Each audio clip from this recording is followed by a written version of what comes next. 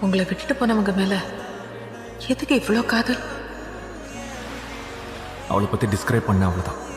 இதுக்கு பேர் தான் காதலா? இல்ல, இதுதான் காதல்னு சொல்லுவாங்க.